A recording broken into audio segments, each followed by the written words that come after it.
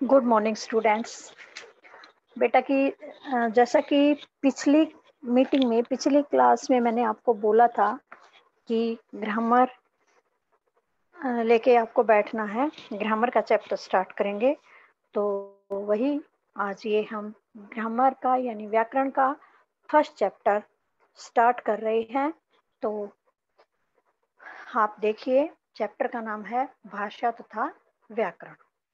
भाषा तथा व्याकरण, आपने पिछली क्लास में भी ये चैप्टर पढ़ा होगा। तो उसी को जैसे जैसे आगे क्लास आपकी बढ़ती रहती है, नेक्स्ट क्लास में आते रहते हो, तो वो टॉपिक थोड़ा सा एक्सप्लेन होके आता रहता है आपकी नॉलेज को बढ़ाने के लिए। तो भाषा तथा व्याकरण देखिए पाठ को कि इसमें भाषा क्या है। देखिए, राहुल और उसकी छोटी बहन रीना का पिज्जा खाने का मन हुआ। दोनों ने अपने मम्मी से पिज्जा मंगाने के लिए अनुरोध किया। मम्मी ने उनसे कहा कि पापा को बोलो कि पिज्जा की दुकान पर फोन कर दे। मम्मी की बात सुनकर राहुल ने कहा, मम्मी, फोन करने की क्या जरूरत है, मैं इंटरनेट पर संदेश भेज देता हूँ। बस फिर क्या था, राहुल ने 2 पिज्जा भेजने के लिए ईमेल पर संदेश लिखकर भेज दिया। मैनेजर ने संदेश पढ़ा और आधे घंटे के अंदर राहुल के घर पिज्जा भिजवा दिया। अब देखिए, इसमें इस उदाहरण से समझाया गया है आपको। राहुल और उसकी बहन रीना है, दोनों का पिज्जा खाने का मन हुआ है। तो दोनों ने अपनी मम्मी से कहा कि पिज्जा मंगवा दे, लेकिन मम्मी ने कहा पापा को बोलो, पापा उनको बोल दो और पापा पिज्जा वाले की दुकान पर फोन कर देंगे। तो फिर मम्मी की बात सुन करके राहुल ने कहा, नहीं मम्मी, फोन करने की हमें कोई आवश्यकता नहीं है, मैं इंटरनेट पर संदेश भेज देता हूँ। बस फिर क्या था, राहुल ने इंटरनेट पर ईमेल पर संदेश लिखकर भेज दिया और मैनेजर ने जैसे संदेश पढ़ा, आधे घंटे के अंदर राहुल के घर पिज्जा आ गया। तो क्या था, राहुल के मन में कोई भाव थे, विचार थे, कुछ चाहता था और उसने लिखकर संदेश भेज दिया। वे अपने मन के भाव या विचार मैनेजर तक पहुंचा दिए और मैनेजर ने उसके भाव या विचार जो भी थे समझ लिए और उसके बाद मैनेजर ने उसके घर खाना भिजवा दिया, पिज्जा भिजवा दिया। तो ये क्या है, किसी के मन के भाव को समझना, भेजना, यही एक तरह की भाषा है। तो आगे और देखिए, आगे पता लगेगा इसी उदाहरण के द्वारा। अब नीचे उदाहरण है, राहुल तथा रीना का पिज्जा के लिए माँ से कहना।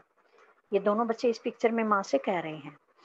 दूसरा, राहुल द्वारा इंटरनेट पर मैसेज लिखकर भेजना। अब राहुल इंटरनेट पर मैसेज लिखकर भेज रहा है। अब थर्ड पिक्चर में मैनेजर ने मैसेज को पढ़ लिया और पिज्जा वाले लड़के को पिज्जा देने जाने का निर्देश दे दिया। और फोर्थ पिक्चर में राहुल के घर पिज्जा पहुंच गया। जो पिज्जा बॉय था उसने राहुल के घर पिज्जा पहुंचा दिया। इस प्रकार से हमने क्या देखा है कि जब भी हमें अपने मन की बात किसी से कहनी होती है, तब हम क्या करते हैं, उस बात को या तो बोल करके या लिख करके दूसरों तक पहुंचा देते हैं। जैसे राहुल ने बोलकर तो अपनी मम्मी से पिज्जा मंगाने की कही थी।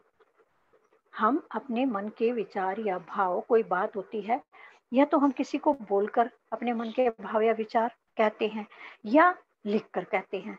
जैसे पहले उदाहरण में क्या था, राहुल ने बोल करके अपनी मम्मी से पिज्जा मंगाने के लिए कहा था, तो अपने विचार, मन में जो भाव थे बोलकर बताए उसने। दूसरा क्या उदाहरण है, संदेश लिखकर ईमेल पर भेजा, तो आगे वो भी समझ गया। मम्मी को बोलकर उसने अपने विचार बोले तो मम्मी उसकी बात समझ गई, और राहुल ने ईमेल पर संदेश लिखकर भेजा तो राहुल के संदेश भेजने के बाद जो पिज्जा वाले थे उन्होंने भी राहुल के मन की बात को समझ लिया। अब मम्मी ने बोलकर राहुल को पिता से बात करने के लिए कहा। अब मम्मी ने भी बोला कि राहुल अपने पिता से बात कर लो। राहुल भी मम्मी की ये बात समझ गया। तो कहने का तात्पर्य क्या है कि हम अपने मन की बात या विचारों को दूसरे तक पहुंचाने के लिए किसी न किसी भाषा का सहारा लेते हैं। हम अपने मन के बातों को, विचारों को, भावों को दूसरों तक पहुंचाने के लिए क्या करते हैं, किसी न किसी भाषा का सहारा लेते हैं, चाहे बोलने का या लिखने का। अगर मनुष्य के पास भाषा न होती, कोई अंग्रेजी में बात करके अपने मन के विचार प्रकट करता है, कोई पंजाबी में, कोई उर्दू में, कोई हिंदी में, कोई हरियाणवी में, सब अपनी अलग अलग भाषा में अपने मन के विचार प्रकट करते हैं। अगर मनुष्य के पास भाषा न होती तो क्या होता, हमारी स्थिति कैसी होती, पशु पक्षियों जैसी होती। आपने देखा होगा कि पशु पक्षी भी अनेक प्रकार की आवाजें तो निकाल सकते हैं, लेकिन हमारी तरह बोल नहीं सकते। क्यों? क्योंकि उनके पास कोई भाषा नहीं है। समझ गए होगी ना कि पशु पक्षी अपनी आवाजें निकाल लेते हैं, लेकिन हमारी तरह बातचीत नहीं कर सकते। तो क्या है, यह देन तो मनुष्य के पास ही है। भगवान ने मनुष्य को ही यह वरदान दे रखा है, जो मनुष्य बोल सकता है, अपनी भाषा के द्वारा अपने मन के विचारों को प्रकट कर सकता है। आइए अब हम क्या करें, इस बात पर भी विचार करें कि भाषा कैसे उत्पन्न होती है, कैसे पैदा होती है। आप जानते हैं कि हम लोग भाषा का उच्चारण कैसे करते हैं, अपने मुख से करते हैं। भाषा का उच्चारण मनुष्य कहाँ से करता है, अपने मुख से करता है। वास्तव में हम तरह तरह की ध्वनियों का उच्चारण करते हैं। हम क्या करते हैं, अनेक प्रकार की ध्वनियों का उच्चारण करते हैं, और इन ध्वनियों के मिलने से शब्द बनते हैं। पहले हम ध्वनियों का उच्चारण करते हैं, ध्वनियों से मिलकर शब्द बनेंगे, और शब्दों से वाक्य बनेंगे। शब्दों का इस्तेमाल जब हम करेंगे तो वाक्य बन जाएगा, और वाक्यों का किस में करते हैं, बातचीत में। इसके अलावा इस बात का भी हमें ध्यान रखना चाहिए कि हर भाषा की अपनी एक नियम व्यवस्था होती है। क्या ध्यान रखना चाहिए कि हर भाषा की अपनी एक नियम व्यवस्था होती है, और भाषा इन्हीं नियमों के आधार पर कार्य करती है। अब जो बॉक्स के अंदर परिभाषा है उसको ध्यान से देखिए।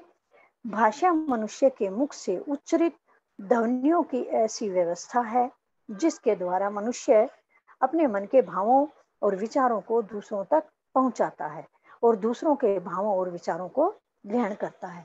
पहले तो इन्होंने उदाहरण दिया था, फिर पिक्चर के द्वारा बताया, सेंटेंस अलग अलग लिख के, अब ऊपर वैसे समझा। अब इन सारी बातों को इन्होंने परिभाषा के द्वारा आपको बताया है। क्या कि जो भाषा है मनुष्य के मुख से बोली जाने वाली ऐसी ध्वनियों की व्यवस्था है कि जिसके द्वारा क्या होता है, मनुष्य अपने भावों और विचारों को दूसरों तक पहुंचाता है, और दूसरा जो उनके पास भाव या विचार भेजता है उसको वह समझता है या ग्रहण करता है। अब देखिए नीचे दे रखा, क्या इशारों को भाषा कह सकते हैं?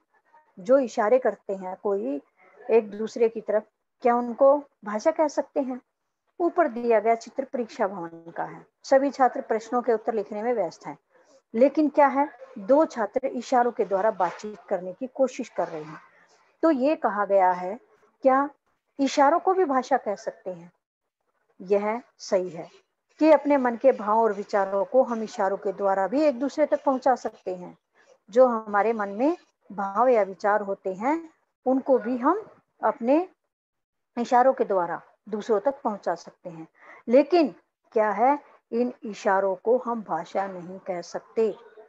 अब एग्जाम टाइम में आप लोग करते हो ऐसी हरकतें, इशारों के द्वारा आंसर पूछने की कोशिश करते हो, तो वे इशारे होते हैं, वे भाषा नहीं कहे जा सकते। भाषा की परिभाषा अब ऊपर बता चुके हैं।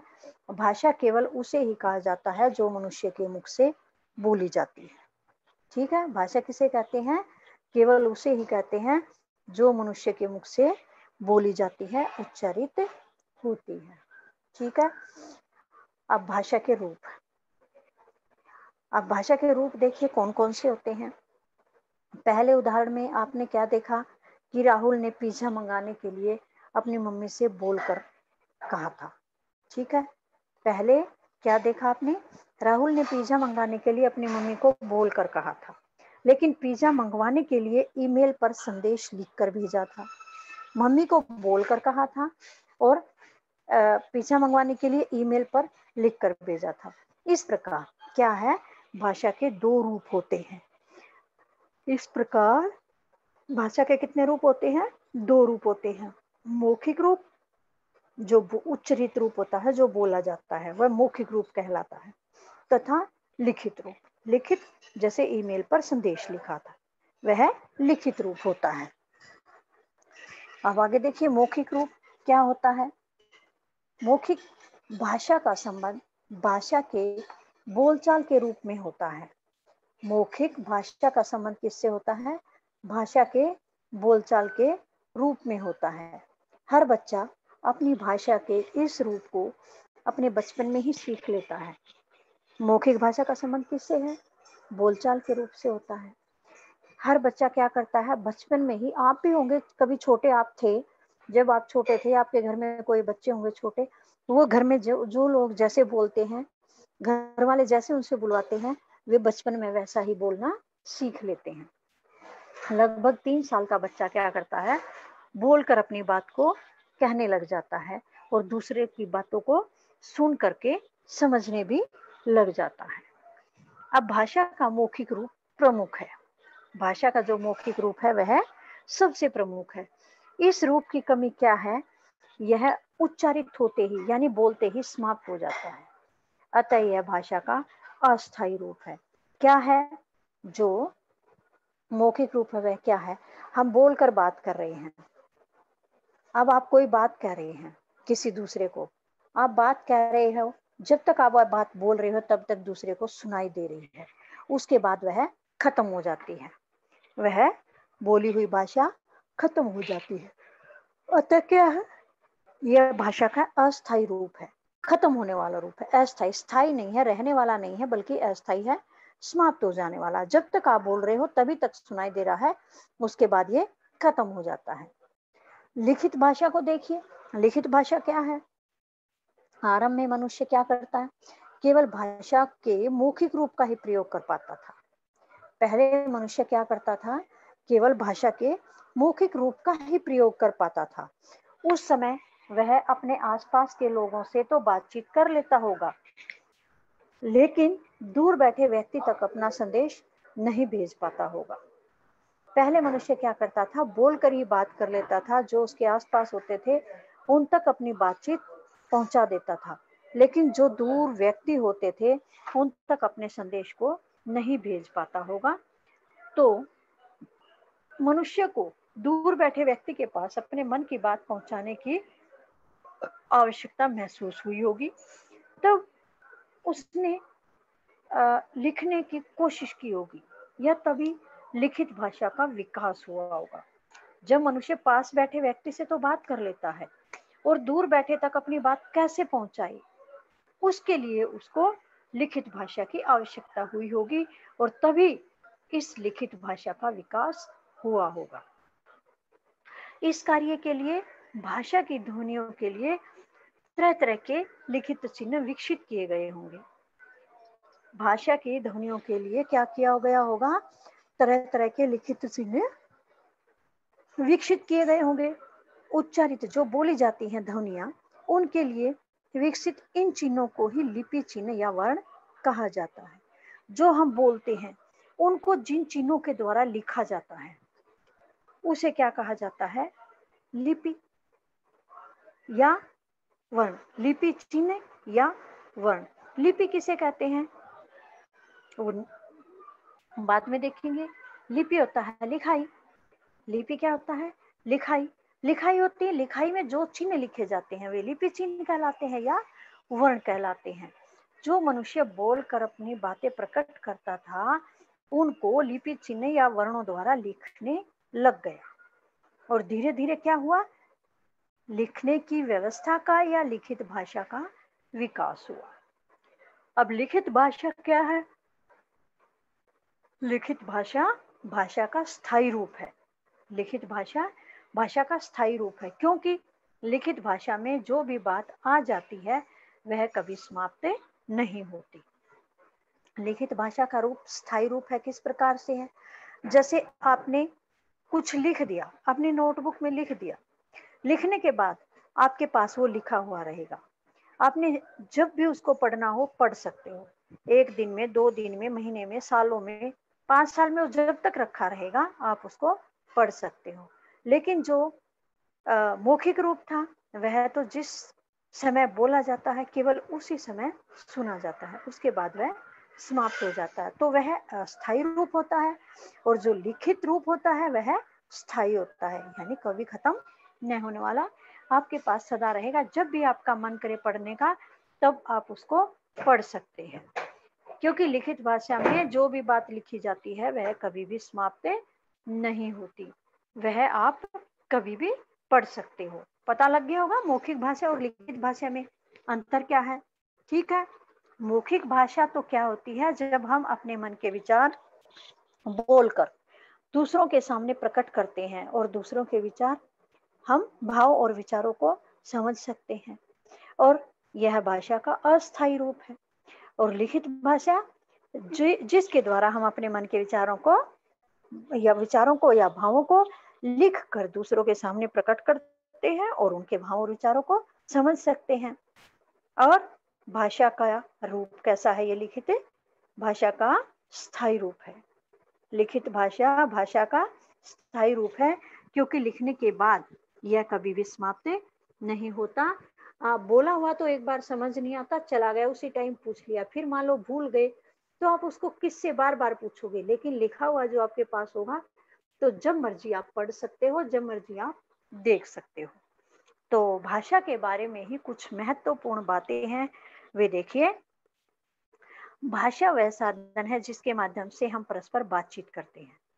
भाषा क्या है, भाषा वह साधन है जिसके द्वारा हम आपस में बातचीत करते हैं। जब हम बातचीत करते हैं वो भाषा के द्वारा ही करते हैं। भाषा मनुष्य के मुख से उच्चरित ध्वनियों की व्यवस्था है। भाषा क्या है, मनुष्य के मुख से बोली जाने वाली ध्वनियों की व्यवस्था है। तीसरा पॉइंट है, हर भाषा के 2 रूप होते हैं। हर भाषा के कितने रूप होते हैं, 2।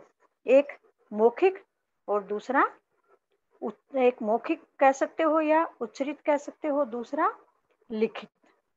मौखिक रूप और लिखित रूप। भाषा का मौखिक रूप अस्थायी है जबकि लिखित रूप स्थायी है। और नेक्स्ट पॉइंट है, मौखिक भाषा के अंतर्गत ध्वनियां आती हैं जिनसे किसकी रचना होती है, शब्दों की रचना होती है। और शब्दों का प्रयोग किस में किया जाता है, वाक्यों में किया जाता है। मौखिक भाषा के अंतर्गत ध्वनियां आती हैं जिनसे शब्दों की रचना होती है और शब्दों का प्रयोग वाक्यों में किया जाता है। नेक्स्ट पॉइंट है, उच्चरित ध्वनियों के लिए जो लिखित चिन्ह बनाए गए हैं उनको वर्ण कहा जाता है। जो बोली जाने वाली ध्वनियां हैं उनके लिए कुछ लिखित चिन्ह बनाए गए हैं, वे लिखित चिन्ह ही वर्ण कहलाते हैं। अब जो ये भाषा के बारे में महत्वपूर्ण बातें हैं, ये जो अब तक चैप्टर हमने पढ़ा था उसी में से शॉर्ट रूप में आपको आपके सामने ये लिख करके बताई गई है। इनको यदि आप पढ़ते हो तो पिछला जितना चैप्टर आपने पढ़ा है सारा समझ आ सकता है। सभी जो भी पीछे दे रखा है पूरे के पूरे में से ये शॉर्ट रूप में आपको समझा रखा, संक्षेप रूप में। ठीक है, तो आज का चैप्टर हम यहीं तक पढ़ेंगे। आपको यहाँ तक ये चैप्टर रीड करना है और ये जो भाषा के बारे में महत्वपूर्ण बातें दे रखी हैं इनको अच्छे से, बहुत ज्यादा अच्छे से आपको पढ़ना है। ये मान के चलो कि आपने इनको याद करना है। ये एक तरह से परिभाषाएं हैं। ठीक है, यह चैप्टर अच्छी तरह से आपने पढ़ना है और समझना है। इंटरनल क्वेश्चन भी आपने पढ़ने हैं और समझने हैं। नेक्स्ट बचा हुआ चैप्टर आप रीड करके आओगे, फिर अगली क्लास में इसको पढ़ेंगे हम।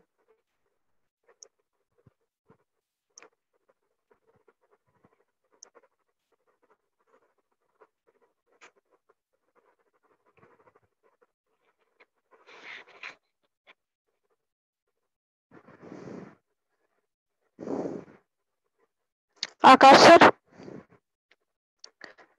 आकाश सर।